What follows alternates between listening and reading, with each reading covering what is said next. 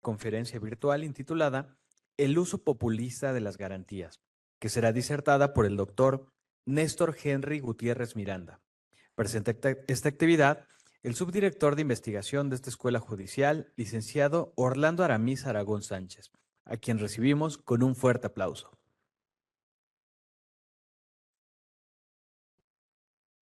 Cedemos el uso de la palabra a nuestro moderador, el licenciado Orlando Aramis Aragón Sánchez.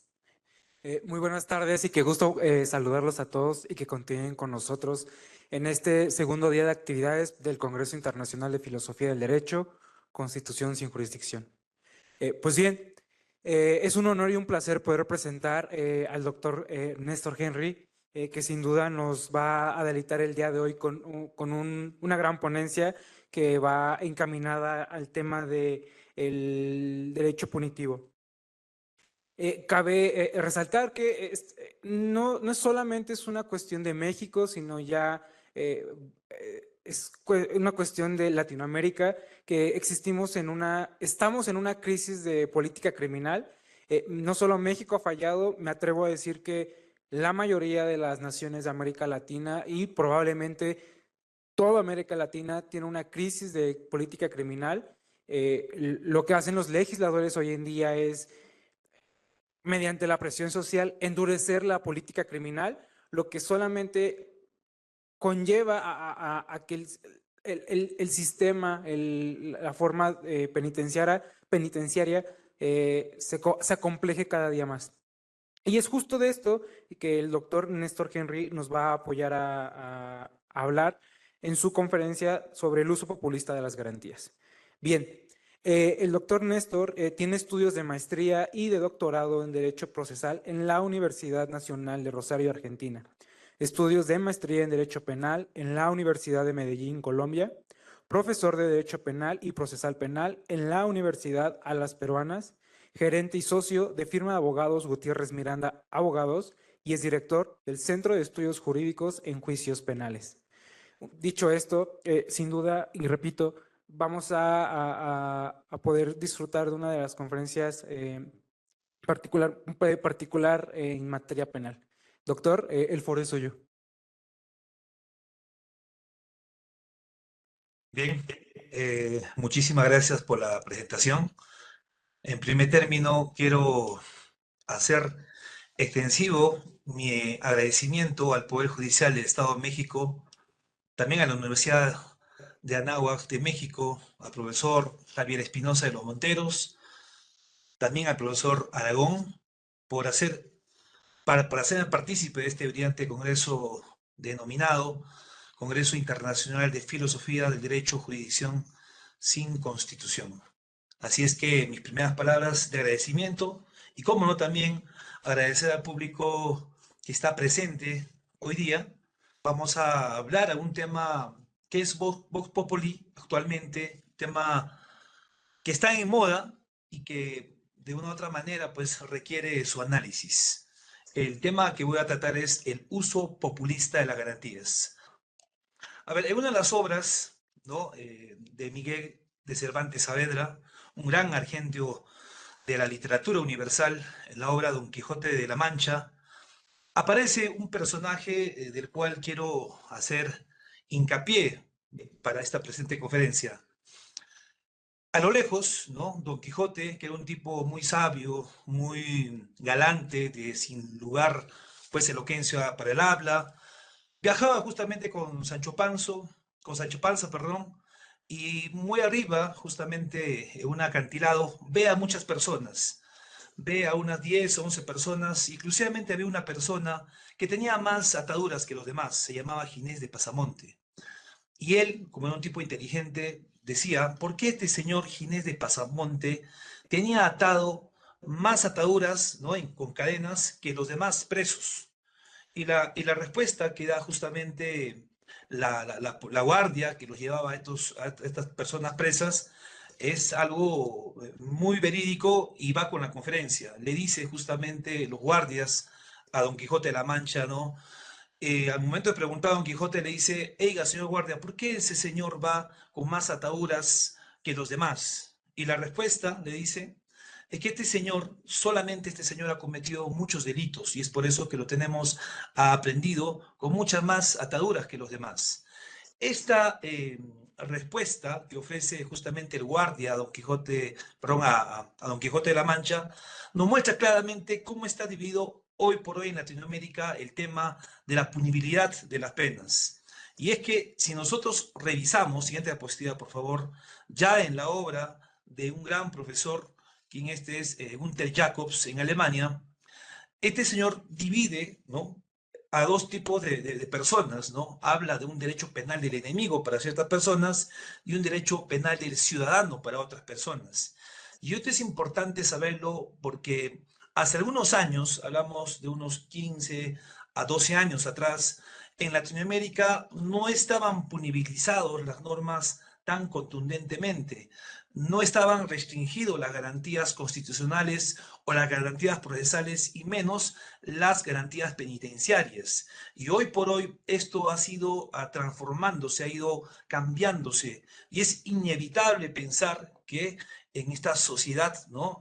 Digámoslo así, ya está llena de carencias, de desigualdades, falta de valores, etcétera, como la nuestra, no exista pues una inseguridad ciudadana y una inseguridad criminal. Por esto es que los legisladores han propuesto a través justamente de esta tesis del derecho penal enemigo una solución a nivel legislativo. Y es que los parlamentos de toda Latinoamérica han ido ateniéndose a esta doctrina de la dogmática penal, del derecho penal enemigo, y han ido trayendo y han ido cambiando justamente algunos tipos penales. Porque recordarán ustedes, anteriormente las penas, no hablábamos de penas de cadena perpetua, penas de 30 a 35 años, o como el caso de Colombia tiene 45 años del marco punitivo de la, digamos, de la pena. En cambio, en el Perú, hoy por hoy, para un sector de delitos, las penas son incluso hasta cadena perpetua. Sin embargo, lo que quiero recalcar es que a través de este reconocimiento dogmático que nos trae el derecho penal enemigo de Gunther Jacobs, traído por sus discípulos como es Miguel Polaino Ors, que he visto que ha viajado bastante a México, con su padre Miguel Polaino Navarrete, han venido justamente a Latinoamérica a ofrecernos este tipo de, digamos, de dogmática penal de una u otra manera y vía justamente el principio de legalidad a través de los legisladores han ido reformando justamente los tipos penales. En ese contexto, ¿no? La presente conferencia va a efectuar un análisis justamente de ciertos casos que han ido ocurriendo tanto en el Perú como en Latinoamérica y por qué hay proyectos de ley de reforma y que incluso hay proyectos no aprobados aún que están incitando incluso a la pena de muerte. Es por eso que en primer término en esta conferencia vamos a hablar con respecto al uso populista de las garantías en su vertiente de surgimiento, en su vertiente del populismo punitivo, una aproximación al término, la expansión del derecho penal al que el profesor español Miguel Polaino Navarrete también señalaba, que estamos, ¿no?, hablando ya en la cuarta velocidad dentro del derecho penal. También vamos a hablar un poco acerca de ciertos casos que han sido modificados tanto en el Perú y en Latinoamérica, cuál es la actuación de las partes o de los jueces, se podría decir, ante este populismo punitivo, y finalmente vamos a basarnos en un tema constitucional, ¿no?, y convencional de esta representación para terminar en algunas conclusiones. Bien, siguiente diapositiva, por favor.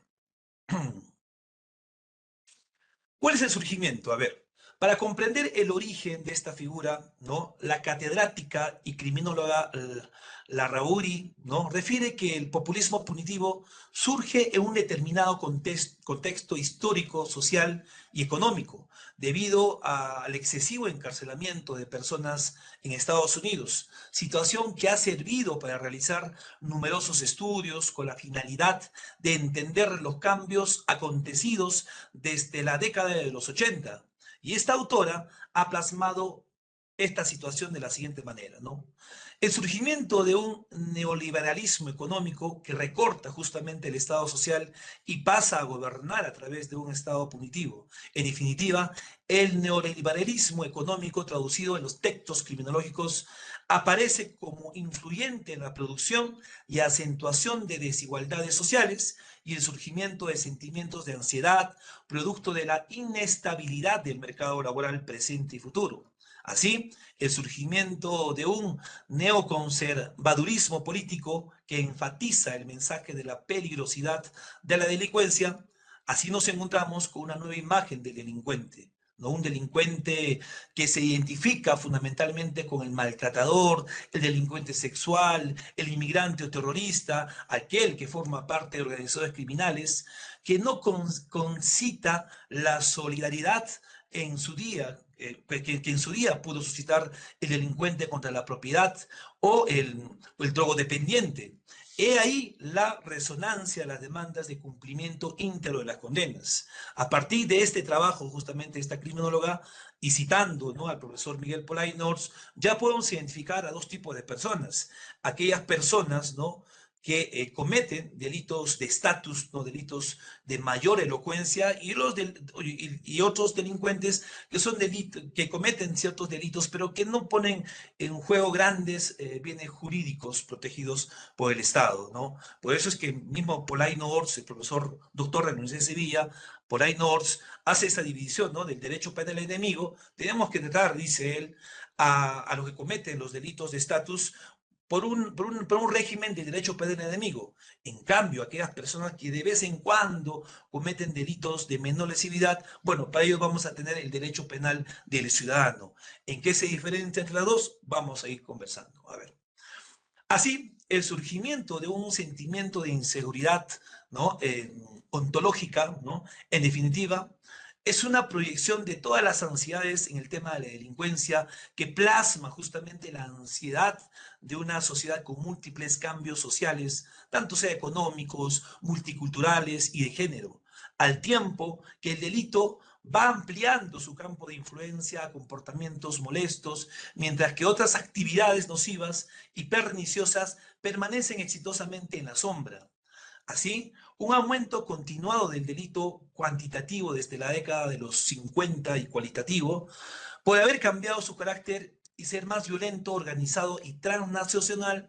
El número de agentes que está en prisión no es, como a veces parece, desprenderse de las declaraciones de los políticos, la consecuencia inevitable de decisiones judiciales individuales, sino una elección realizada por los políticos tomando en consideración la aceptación justamente del público, los medios de comunicación, los costes y otras prioridades sociales.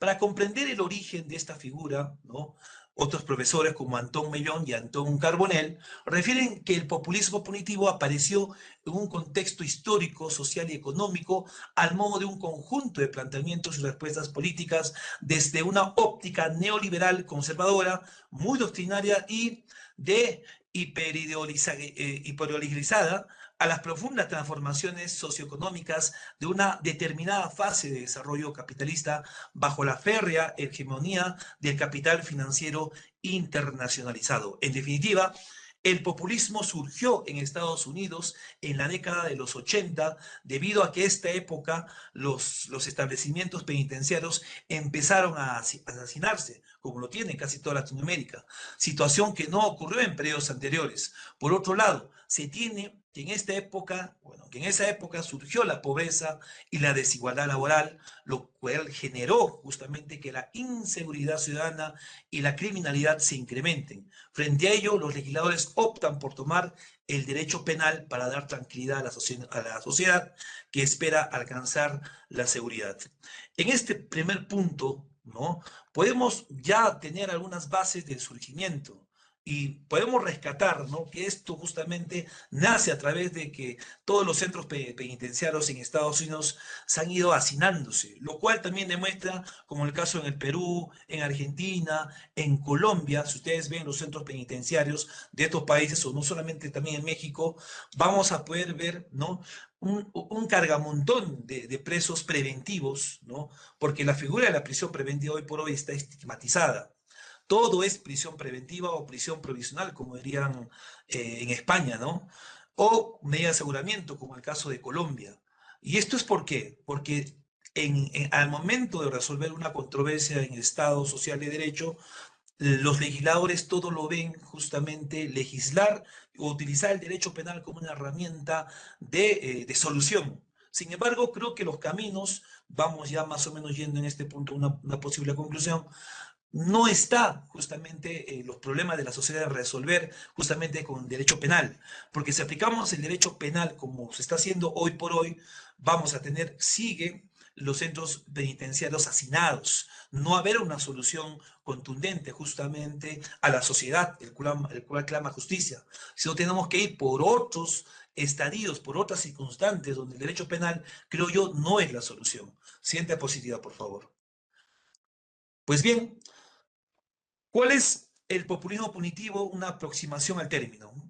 Después de haber determinado cómo surge, ¿no?, el populismo punitivo, es importante también indicar qué entendemos por populismo punitivo. Para tal efecto, se expondrán o vamos a exponer diferentes posturas de algunos autores. De entre ellos tenemos a Ampuero, por ejemplo, un doctor, y refiere que el populismo punitivo es un mecanismo utilizado por el Poder Legislativo para frenar el delito, debido al incremento de las conductas reprochables que dañan a la sociedad, situación que es aprovechada por los partidos políticos con el propósito de incrementar su popularidad en una contienda electoral. Esta medida solo obtiene respuestas inmediatas. En ese sentido, Uribe y Varona, otros profesores, ¿no?, señalan que la idea del populismo punitivo está usualmente asociada con las sensibilidades frente al crimen, con el miedo, el deseo y la venganza, o la despreocupación por el otro, o la necesidad de asegurar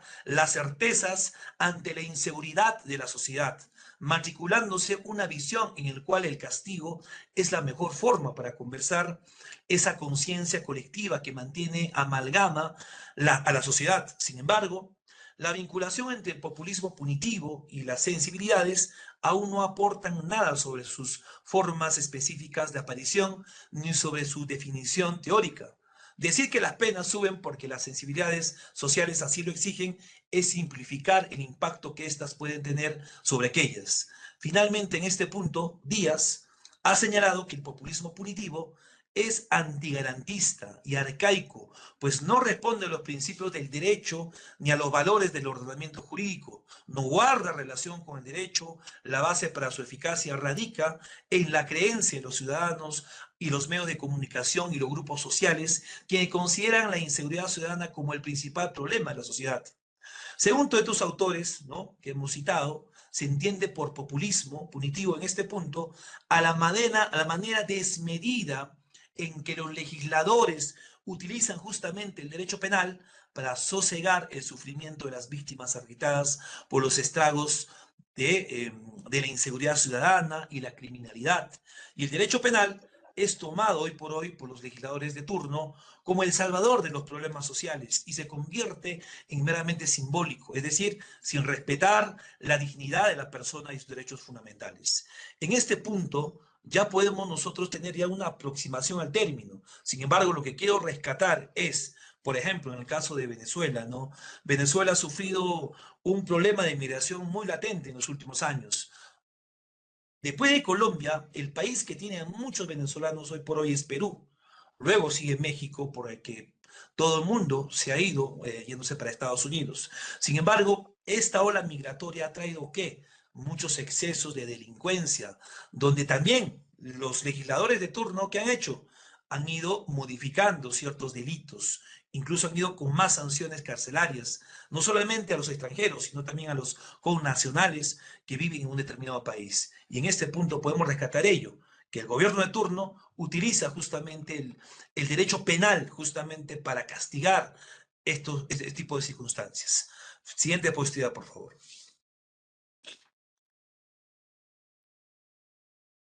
Bien, conforme con la postura de los autores descritos, y también voy a citar a otro profesor muy grande, ¿no?, de España, que es el profesor José María, José María Silva, ¿no?, quien es un gran referente del derecho penal a nivel mundial, y él señala pues que en el derecho penal, ¿no?, ya viéndose al derecho penal enemigo, estamos hablando ya de una cuarta y hasta una posible quinta velocidad, señala él, ¿no? Así también lo señala el mismo profesor Miguel Polaino Navarrete en varios de sus trabajos científicos que ha desarrollado. Y, y también conforme a la postura de estos autores que hemos hablado, respecto a la conceptualización del populismo punitivo, se advierte que una de sus causas es la expansión justamente del derecho penal. Entiéndase como expansión a la tendencia general maximalista representada por la creación de nuevos bienes jurídicos penales, ampliación de los espacios de riesgos jurídicos penales relevantes, la flexibilización de la regla de imputación y la relativización de los principios políticos criminales de garantía. En ese orden de ideas, se tiene que el populismo punitivo se viene dando a consecuencia de las diferentes políticas de prevención y tiene como propósito eliminar la delincuencia y la inseguridad justamente ciudadana. Políticas que son apresuradas e inmediatas, sin embargo, con el trayecto de la presente digamos, digamos, la presente conceptualización de este derecho penal, se vienen a poner a debate, ¿no?, estas políticas que no son suficientes para contrarrestar los problemas sociales que aquejan a la sociedad, sino por el contrario, pues pese a las diferentes modificaciones del Código Penal, no solamente en el Perú, sino en Latinoamérica, la inseguridad y la criminalidad sigue aumentando.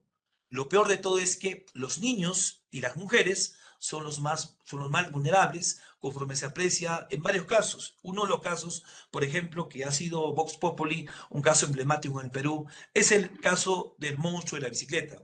Pues en febrero del año 2018, una señorita de nombre Jimenita, ¿no?, una niña de apenas 11 años de edad, fue víctima de brutalidad, ¿no?, de parte de un señor, delante del monstruo de bicicleta, quien secuestró, la violó, la mató y la quemó justamente a la menor en Lima, una zona que se llama San Juan de Lurigancho. Este hecho ha generado varias reacciones en la sociedad y no era para menos, una niña había sido secuestrada, violada y asesinada. Es así que se creó un colectivo denominado Ni con el pétalo de una rosa. Y este grupo realizó varias actividades, varias marchas, varias campañas, y en su propuesta solicitaban la pena de muerte para los violadores de menores de edad. Clamor que fue escuchado por algunos legisladores de turno, quienes de manera inmediata presentaron dos proyectos de ley que modificaban justamente el artículo 140 de la Constitución Política del Perú. Primero tenemos el proyecto de ley 2482, que tuvo como objetivo una reforma constitucional en el artículo 140 de la Constitución Política del Perú para que la pena de muerte se aplique también al delito de violación a la indemnidad sexual cometido contra menores de 7 años de edad. Asimismo, plantea modificar diversos artículos del Código Penal, reestructurando las sanciones que se imponen para la comisión de los delitos contra la indemnidad sexual y la libertad sexual, mediante el incremento de las penas, con la finalidad de hacer mucho más eficaces aquellos mecanismos de prevención y sanción sobre los casos de violencia sexual en nuestro país. Y este proyecto, pues, en un inicio ha sido rechazado de plano. Luego hubo otro proyecto de ley, el 2584, también del año 2018, el cual tenía por objeto modificar este mismo artículo de la Constitución, el 140, a fin de hacer extensiva la aplicación de la pena de muerte a los delitos de violación sexual en agravio de menores de edad, seguidos de muerte, para proteger la integridad física y la vida de los niños en el Perú. Y esto también fue presentado, sin embargo, también fue rechazado. Sin embargo, más allá de estos proyectos de ley, sí esto se ha sido modificado, porque hoy por hoy en el catálogo de los delitos sexuales, en el Código Penal, ya hablamos de delitos de cadena perpetua, ¿no?, e incluso ya como una parte, digamos, penal y procesal, estos delitos no prescriben. Es decir, aquella persona hoy por hoy en el Perú que comete un delito sexual, estos nunca van a prescribir. Así como los delitos, por ejemplo, con la tramitación pública, ¿no? Son delitos también que no prescriben. Y es más, también el gobierno de turno ha atacado contundentemente a los beneficios penitenciarios que posiblemente tengan estas personas condenadas. Pero en este caso, las personas que cometen los delitos sexuales simplemente no tienen beneficios penitenciarios. Es decir, no tienen libertad condicional, semilibertad y entre otros. Por eso es que el derecho penal enemigo ha entrado con mucha contundencia al Perú y Latinoamérica.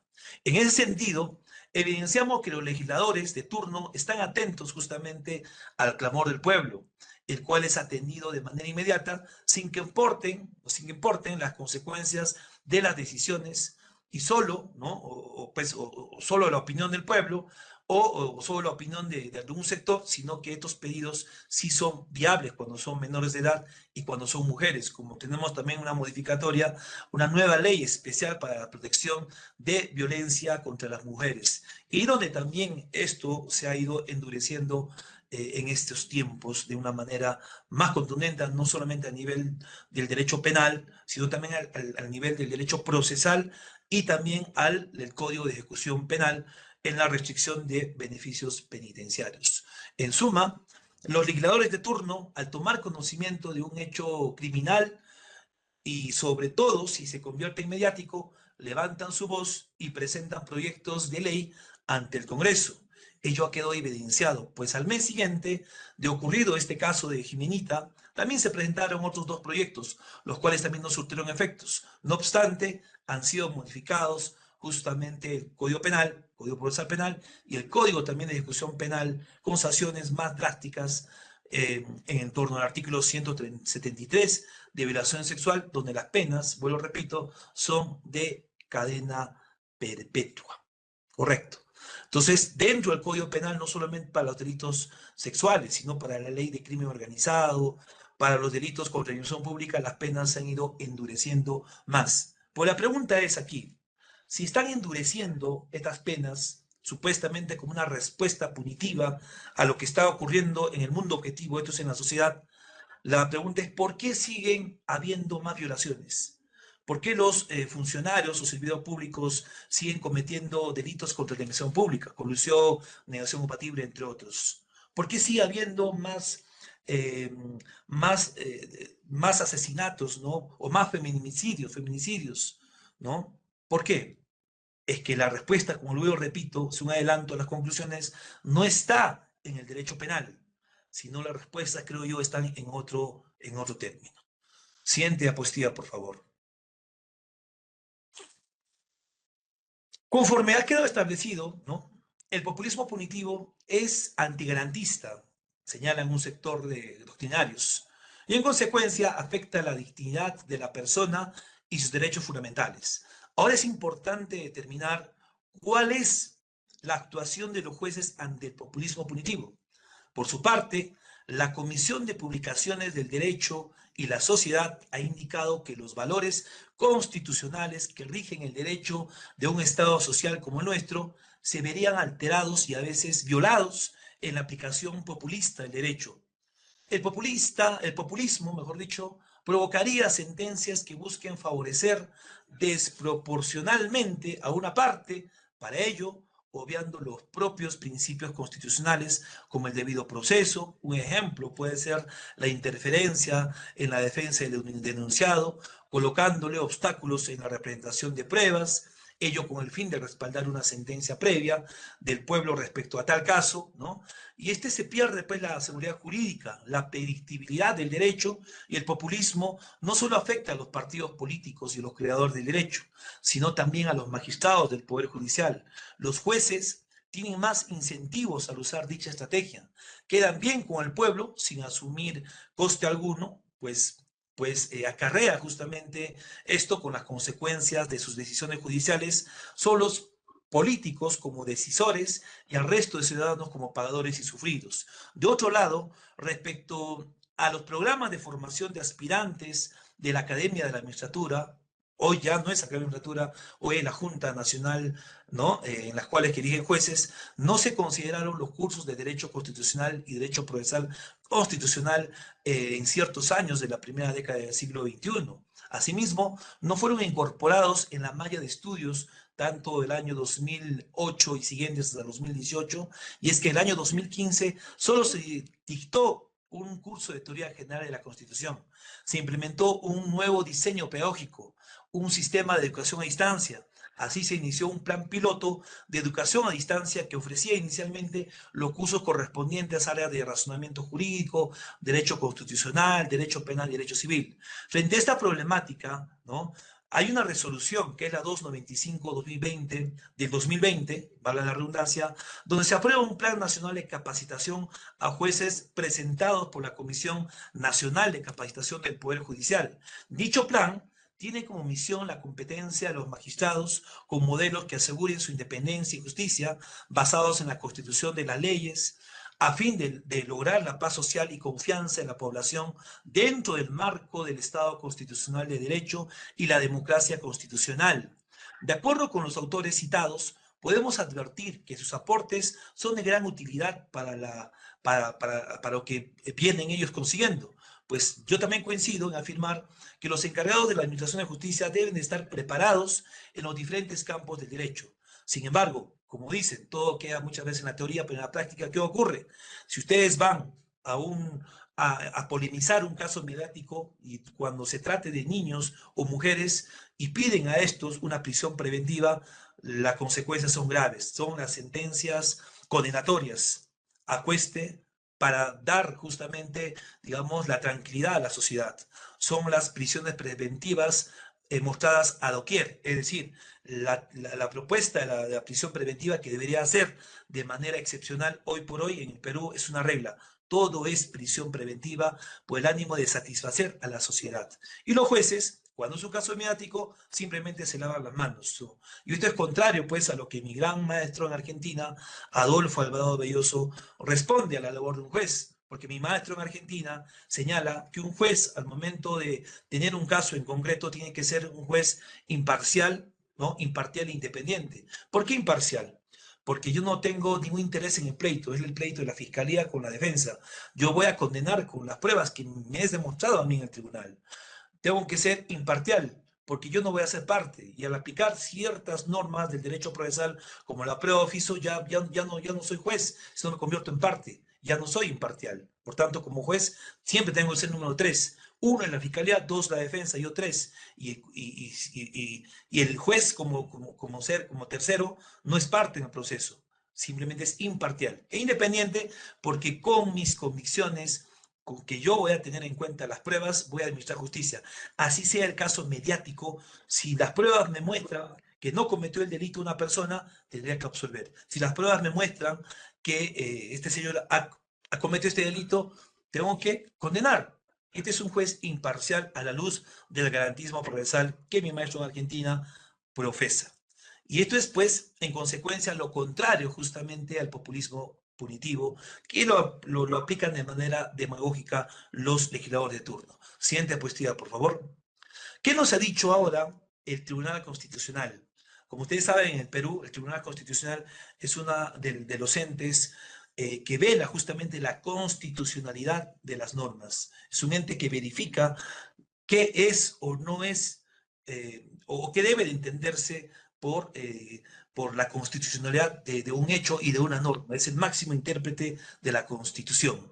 Y así, teniendo en cuenta el compromiso que tienen los jueces en la emisión de sus sentencias, el Tribunal Constitucional en el Perú, en el expediente 5436-2004 del año 2020, ha señalado que el tribunal puede, también advierte, ¿no?, que tales medidas no serán suficientes para combatir el hacinamiento en los establecimientos penitenciarios. Si es así, que no se ataca a la raíz del problema, esto es el aumento indiscriminado de las penas, el uso excesivo de la prisión preventiva, en suma, el populismo punitivo al que se recurre como pretendía solución a corto plazo de muchos de los problemas existentes en nuestra sociedad, los que solo podrán enfrentarse eficazmente con la realización en la mayor medida posible de los valores constitucionales de justicia e igualdad a los que la ciudadanía, ¿no?, aspira a alcanzar y los que en consecuencia el Estado debe de promover incansablemente. Del mismo modo, hay otra sentencia en el expediente 9-2018 del año 2020, ya estableció también que el Estado debe recurrir como última ratio, ¿no?, al derecho del jus puniendi, es decir, ellos mantienen esa posición que el derecho penal es lo último que puede aplicarse en la construcción de un determinado caso y lo que el Estado mismo a través de la Fiscalía y entre otros operadores de justicia debe de ocurrirle en lo último para administrar digamos, una administración de justicia propia a la luz justamente de la Constitución. Y por tanto, este debe procurar, dentro de lo razonablemente posible, de acuerdo con el orden público constitucional, hacer uso de todos los mecanismos institucionales de diálogo existentes a fin de evitar, en todo caso, el derecho penal para la construcción y la solución de un determinado caso. Comprenderlo de esta forma presupone evitar justamente el riesgo de caer en un populismo punitivo. Esto es, aumentar las penas o la persecución penal por razones meramente coyunturales, ¿no? Y sin que exista un fundamento objetivo y justificado para ello, aprovechando la exposición mediática de un caso. Con lo anterior queda evidenciado justamente que el Tribunal Constitucional se opone al populismo punitivo, motivo por el cual indica que debe ser erradicado. De lo contrario, vamos a seguir teniendo establecimientos penitenciarios hacinados. Erradicar el populismo punitivo significa que los encargados de la política criminal no vean más al derecho penal como el salvador de la inseguridad ciudadana y la criminalidad, sino como preventivo y de última ratio. Evitar el populismo punitivo en el Perú será un tanto difícil, y también en Latinoamérica, porque este mecanismo ya ha sido cimentado por los legisladores de turno. Y esto viene después de décadas pasadas.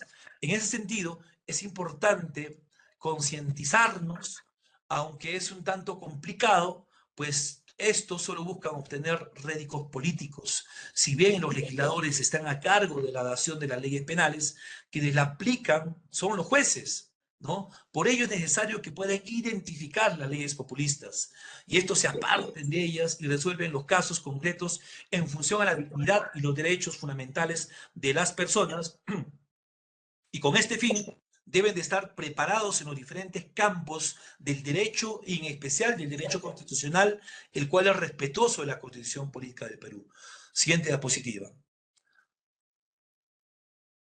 Y ya para ir más o menos concluyendo algunas ideas muy productivas en esta pequeña conferencia, pero de suma importancia, la gran pregunta hasta aquí es, con el derecho penal, ¿no? ¿Se han resuelto los problemas de la sociedad? ¿Se han resuelto los problemas de violación sexual?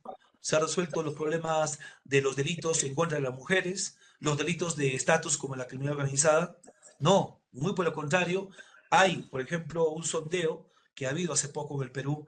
Los delitos son más vigentes que hoy y las penas que han propuesto, ¿no? Con penas muy contundentes como cadena perpetua, no resuelven estos problemas. Por tanto, considero yo que el derecho penal no es para solucionar las cosas, muy allá, ¿no?, de la posición también de Polaino Ors, que él sí habla y entiende que el derecho penal enemigo sí sirve, pero para los delitos de estatus. Considero yo que el derecho penal no va a resolver estos problemas. Considero yo que debe irse a las políticas criminales, a las políticas públicas, políticas de salud, políticas de educación. Había un profesor muy importante en Argentina, mi maestro Carlos Parma, de la Universidad de Concagua, allá en Mendoza, en Argentina, y él siempre habla, ¿no?, que con el derecho penal no se resuelven las cosas, sino tiene que haber otro tipo de salidas. Y yo también voy enfocado con lo que habla mi maestro Adolfo Alvarado Belloso en Rosario, Argentina, ¿no? Y él señala que hay que buscar otro tipo de circunstancias, otro tipo de, digamos, de políticas, ¿no? Y él refiere a las políticas de educación, ¿no?, a las políticas penitenciarias, a las políticas de salud y entre otras que sí van a ayudar a resolver. En un largo plazo sí. Recuerden que países, ¿no?, como Suiza y entre otros en Europa, incluso los centros penitenciarios no son como lo tenemos en Latinoamérica. Si uno va, por ejemplo, a Medellín, Colombia, en Colombia ya no hay donde poner a los presos preventivos o a los que están condenados. En una sola celda están hasta 10 personas, duermen en el suelo, no tienen las condiciones claves. Pero ¿cómo reestructuramos todo eso? Adolfo Alvarado Belloso señala, vamos a las políticas de educación. Hay que dar más chance a las escuelas, a las universidades, si se dé oportunidad a esas personas que no tienen trabajo. ¿Para qué? Para que no justamente cometan delitos en el futuro, tengan esa educación distinta. En Brasil, por ejemplo, a los policías, ¿no?, ya no cometen delitos digámoslo así, de corrupción, porque el policía está bien pagado. Entonces, un policía, por ejemplo, que gana un sueldo mínimo, en el Perú está ahorita 1.100 aproximadamente, que es un poco más de $300 y pico, eh, y la policía tiene familia y no le alcanza. Entonces, ¿qué hace? Muchas veces acceden para ciertos donativos en el tema de corrupción. Sin embargo, si a un policía, por ejemplo, le damos un sueldo bien garantizado, ¿no? Un sueldo bien, porque una cosa es el bono, porque policías sí tienen un bono que hace unas 1.000 soles con el bono más, de un suboficial, ¿no? Sin embargo, si a un policía le pagan bien hasta 4 o 5.000 soles, ya no va a cometer delitos de corrupción, ¿correcto? Entonces, a esto iba, que, en el derecho, que al derecho penal no hay que mirarlo la salida para todos los problemas, sino hay que ir justamente a qué, a, eh, a las políticas criminales, ¿no? A las políticas de educación, a las políticas de salud, a las políticas penitenciarias, que creo que por ese lado está justamente la solución a estos problemas. Pero vuelvo, repito, hay normas con nombre propio que solamente son para ayudar a sus partidos políticos porque están metidos justamente en la criminalidad. Recordemos que Perú es el único país en toda Latinoamérica que ha metido a muchos presidentes en la cárcel. Por ejemplo, hace poco Alejandro Toledo ha sido extraditado a Estados Unidos porque él estudió ya en Estados Unidos y era profesor de buenas universidades en Stanford, ¿no? Y lo repatriaron y lo condenaron a 20 años de cárcel. Estaba denunciado por colusión, ¿no? Y otros delitos, ¿no? Y en las cuales un juzgado lo condenó a 20 años de cárcel efectiva. Recordemos también el presidente Fujimori, también fue sentenciado por delitos de lesa humanidad, ¿no? Este delito del autor mediato, ¿no? El hombre de atrás, que lo trajeron también esa tesis de Alemania, pero el Perú fue aplicado de una manera, digamos, contundente para el caso del expresidente Fujimori, hoy por hoy ha fallecido, ¿no? A través de un cáncer, pero que al final con un indulto, ¿no? Le dieron y salió de la cárcel, porque estaba muchos años en la cárcel. Otro presidente que también estaba metido en este tema de corrupción es Alan García, que cuando fueron a allanar a su vivienda, se dio un disparo en la cabeza. Otro presidente, Ollanta también, hoy por hoy está denunciado por varios delitos, ha estado preso preventivo, hoy está con comparecencia con restricciones. Y bueno, todos los legisladores, todos los presidentes de turno desde la década de los 90 hasta la actualidad, todos han sido casi sentenciados. ¿Y la respuesta por qué? Porque todo lo ven derecho penal, ¿no? Todo lo ven derecho penal. Y nuevamente los legisladores siguen creando más leyes más monstruosas, pero ahí no va la salida. Entonces, como conclusiones, entendemos por populismo punitivo la forma en que el legislador de turno calma el sufrimiento de la víctima mediante la dación de leyes en materia penal a fin de combatir inseguridad ciudadana. Sin embargo, esta manera de ayudar a la víctima resulta ser antigarantista, debido a que los derechos fundamentales del delincuente, libertad personal, quedan a la deriva. Así, el derecho penal se convierte en el salvador de los conflictos sociales. Por ello, estas leyes deben de ser dadas con un mejor estudio de la realidad problemática y sobre todo deben de ser evaluadas y estudiadas por los conocedores de diferentes campos concernientes a la inseguridad ciudadana y la criminalidad. El populismo punitivo es el uso indebido que realizan los grupos de poder de una situación política para manipular la opinión pública a su favor, apelando al miedo de los ciudadanos y a sus instintos más elementales. Una de sus expresiones es el intento de instrumentalizar el Código Penal con penas cada vez más altas, haciendo creer a la población que ese es el camino para combatir la criminalidad o el terrorismo, como ocurre con la propuesta draconiana de implementar la castración química para los violadores o la pena de muerte. Bajo ese contexto se advierte la expansión justamente del derecho penal con las diversas modificaciones de incremento de las penas sobre la pena de cadena perpetua. Y esta modificación pues no tuvo sustento, solo se consideró justamente el sufrimiento de la víctima y se dejaron de lado necesidades de autor y partícipe del evento criminal. Con el caso emblemático del monstruo de la bicicleta, como hemos evidenciado, ha habido modificaciones donde han justamente, digámoslo así, puesto en rigor y en vigencia hoy por hoy que los delitos sexuales no prescriben y las penas son de cadena perpetua. Los jueces cumplen un rol importante hoy en la Administración de Justicia. Sin embargo, cuando son casos mediáticos, todo lo ven prisión preventiva o hasta penas contundentes, ¿no? Donde ya a través de los jueces, pues ya no serían unos jueces garantistas. En ese mismo modo, ¿no? El Tribunal Constitucional, en sentencias mencionadas, ¿no? Ha señalado que no vean al derecho penal justamente para la solución de las cosas. Si no veamos, siguiente diapositiva, por favor, veamos, como diría, ¿no? Siguiente diapositiva, por favor. Siguiente diapositiva. Bien, si no, veámoslo, como dice mi maestro Alvarado Belloso, también unos trabajos importantes, que hicieron un libro colectivo, La fe del hombre en sí mismo, la lucha por la libertad a través del proceso.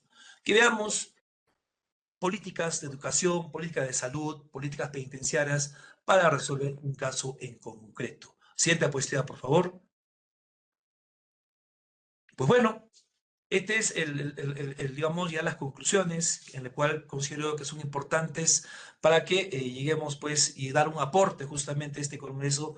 Muchas gracias nuevamente por la cordial invitación a todos los que hicieron, pues, este brillante congreso. Estuve escuchando unas conferencias brillantes antes de mi presencia. Nuevamente agradezco justamente al Poder Judicial del Estado de México, a la Universidad Anáhuac de México, al profesor Javier Espinosa Los Monteros y al profesor doctor Aragón por hacerme partícipe de este brillante evento. Espero seguir compartiendo en otros congresos para analizar estas cuestiones que son importantes y son de contexto no solamente para la sociedad, sino para que también nos dedicamos al derecho penal y también a los que litigamos y vemos justamente la realidad en estos asuntos que siempre se parten desde la filosofía del derecho o de la dogmática penal, pero que aterrizamos en la misma praxis, ¿no? Para dar soluciones. Así es que muchísimas gracias. Espero que haya sido vital mi conferencia. Gracias, doctor Aragón. Qué gran tema, doctor. Qué gran ponencia, qué cátedra, y sin duda no decepcionó. Sin duda, hablar de populismo punitivo, por ejemplo, en contextos como México, efectivamente es una respuesta a los altos niveles de criminalidad que hay, y que va mucho en cuanto a la percepción de la población. Estamos hablando que justamente la gente cree que, o percibe, mejor dicho, percibe que al haber mayores índices de castigo, pues podría de alguna manera disminuir la violencia, pero justamente viene esta parte, porque sí se han aumentado estas penas, no ha disminuido la violencia, porque no han disminuido los homicidios, porque no han disminuido las violaciones.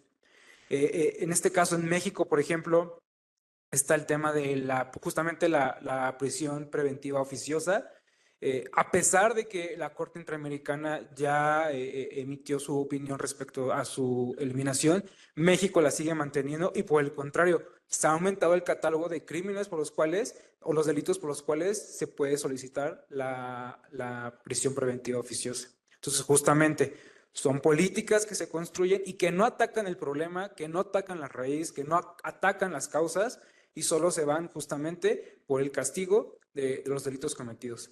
Doctor, le agradecemos muchísimo su participación. Sin duda ha aportado muchísimo a este congreso. Un fuerte aplauso.